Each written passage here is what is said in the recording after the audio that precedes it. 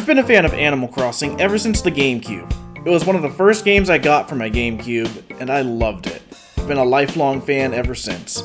I have spent so much time fishing, decorating my house, and of course, making custom designs using the pattern maker. That aspect of the game has only evolved with each new entry, and in New Horizons you can make so many cool things with the pattern maker. So, that's what we're here to talk about today. I want to show off the designs I've made over the last few years in Animal Crossing New Horizons. So, let's get started. First up, we're going to take a look at some costumes based on my webcomic, SmashToons Stories, which you can read either on my website or on Patreon. This will be a nice starting point to show some simple but effective costumes before we get into the more impressive stuff later on. Let's start with Pierre, the main character of the comics. He's a mechanic that inherits the Legacy supersuit and takes up fighting crime, while trying to forge his own legacy. His default outfit is a white and green dress shirt. Originally it was green and a lighter green, but this newer version parallels the design of the other protagonist and his partner, Kayla. I also made the Legacy supersuit in this game. The Mark 1 and 2 are pretty much identical, except Mark 2 uses some goggles instead of a mask. The Mark 3 is a modified version of the suit with a lighter color palette. In the comic, he also replaces the goggles with a golden visor at this point as well. Next up, we've got a few designs based on the other main character, Kayla. I try to balance it out so that Pierre is the focus of the comics, while Kayla tends to be the focus of the animated shorts relating to the series. Her default dress was one of the first designs I made in the game. Nothing too wild, just a white dress with a pink trim and a big bow around the waist. There's an alternate version of the costume as well. That one is designed as a coat, so that I can include the giant bracelets she always wears. This trench coat is her design from Crimson City Noir, which is the first chapter of the series. It's one of my favorite Kayla designs, and one that I should use more often. Alright, last one. This outfit is based on her design from Test Drive, another chapter of the comic. It's also going to be used in an upcoming animation. Last up for this section are two of Kayla's rivals from the series, Melody and Protopunk. Melody is a witch that usually avoids getting involved in anyone else's affairs. When she does fight, she tends to summon these illusionary monsters. Protopunk is Kayla's main rival, and a design you might recognize if you've been watching this channel for a while. It was a prototype suit that Pierre wore in Suit Up. Later on in the comic, a thief stole the suit on Kayla's watch, and she made it her goal to get the suit back. As for who's under that suit, you'll just have to read the comic to find out. Now let's move on to one of my favorite games on the Switch, ARMS. This underrated fighting game was so unique and fun, and I love all of the colorful characters it introduced. Heck, I wanted an ARMS character in Smash so badly, and in 2020 I finally got my wish with Min Min. There's two versions of the Min Min costume. One has both arms being noodle arms, while one has the dragon arm. Or at least as much of that as I could replicate in Animal Crossing. This is also one of the few costumes where I made a custom hat as well. Hats are tricky to design, and unlike New Leaf, they have to be mirrored in some way, so I tend to avoid making them a lot of the time. But this one turned out great. As for Springman, this is actually one of the very first costumes I made in the game. I made this back in like March or April 2020, and I was really proud of how it turned out. I was able to include a lot more detail than I expected. Early on, I also made a series of costumes. I started with Wonder Red's jackets from the Wonderful 101, which is another one of my all-time favorite games. But then things expanded from there, and I ended up making costumes for all 7 of the core members of the team. I'm only going to show this close look at Red, because most of the designs are variations of this. Most have some sort of jacket, or even 2 jackets, over a suit with the Wonder Pendant, and the back has the team's logo. When I originally finished all of these costumes in 2020, I actually set up a photo shoot with a bunch of friends to showcase all of the costumes. They even got retweeted by the game's director, Hideki Kamiya, along with this video of the photo shoot getting interrupted. The project was a lot of fun, but a lot of work.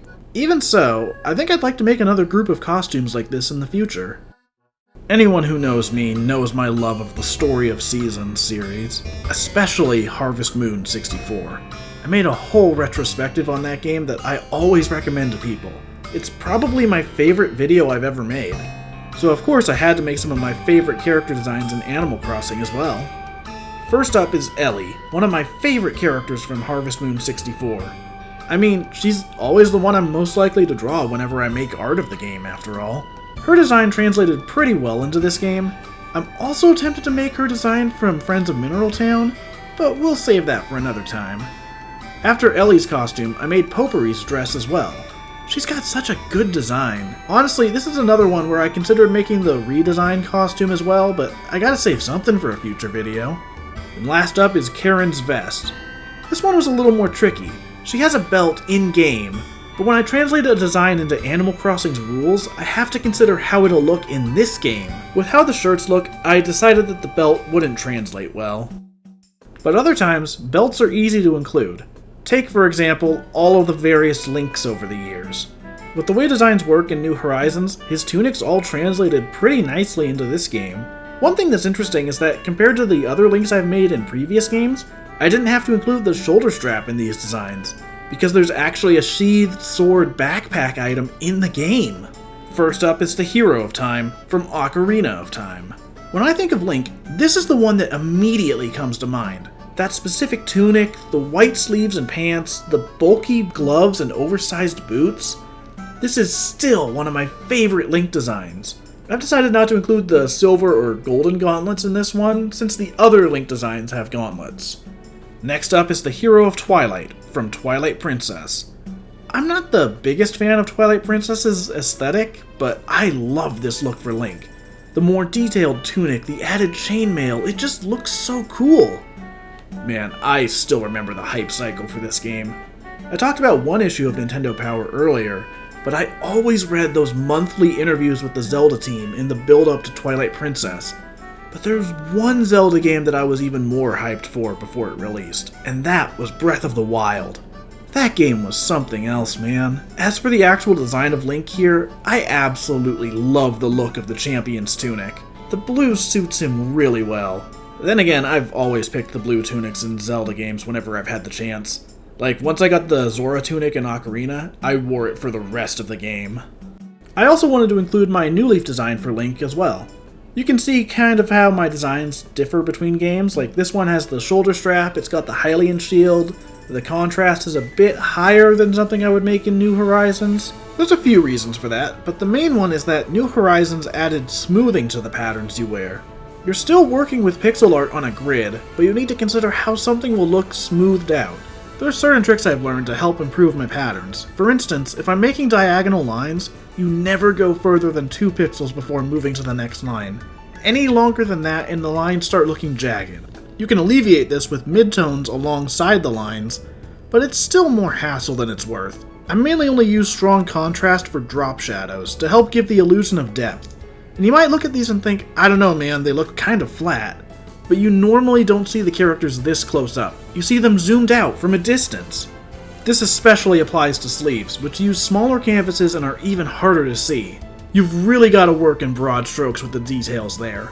For instance, in this Platinum outfit, the device on her wrist is heavily simplified, letting the smoothing do a lot of the work. But without further ado, let's look at the finished costumes. For Dawn, I made both her standard outfit from Diamond and Pearl and her coat from Platinum. She's always had one of my favorite designs in the series, so designing her here was a lot of fun. I also had to design her hat, which was a bit tricky. If we want to get really technical, the Pokeball design on it should be mirrored on the Platinum design, but oh well. I also made one of my personal favorite trainer designs, Hilbert. I love the protagonist designs in black and white, and even though I never hear people talk about him, I always thought he looked pretty cool. Designing his hat was a little bit tricky because this was the very first time I worked with baseball caps in the game. Now, let's move on to a few other costumes I've made that aren't really as grouped together like the previous ones. First up, we've got my favorite superhero, one of my favorite Yu-Gi-Oh cards, and my favorite character from Scooby-Doo. The very first costume I made in this game was my Flash hoodie, back in March 2020. The texture work on it is kinda based on the TV show, while the colors are designed to look more comic accurate.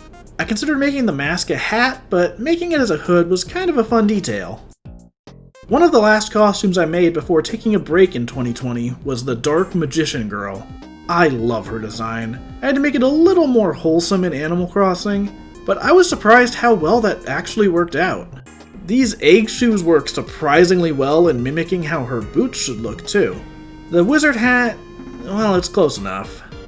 Velma's always been one of my favorite characters in Scooby-Doo, so of course I wanted to make her costume in this game. This is probably the most simple design of the bunch, but it just goes to show how much the textures of different shirts can carry a pattern. For this next set, we've got a batch of characters from games and anime. Pit from Kid Icarus, Arlie from Puyo Puyo, Beauty from Bobobobo Bobobo, and Tressa from Octopath Traveler. Pit is one of my favorite Nintendo characters. He's just such a dork, and he's so fun to watch in Kid Icarus Uprising. I tried my best to replicate the designs of his robes, alongside the bracelets and scarf he wears.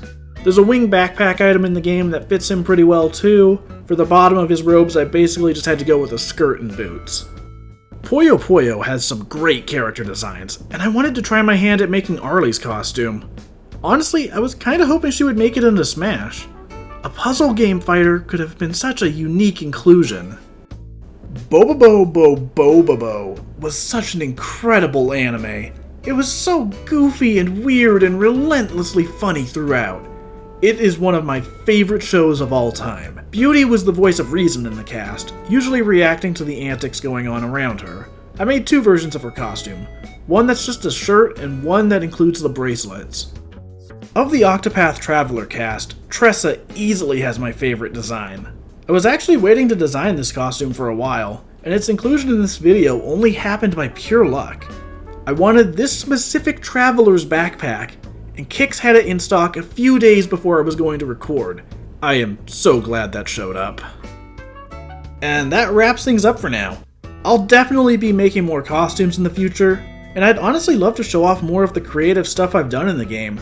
Maybe I could show off my town, or maybe I could show off the vacation homes I've made in Happy Home Paradise, who knows?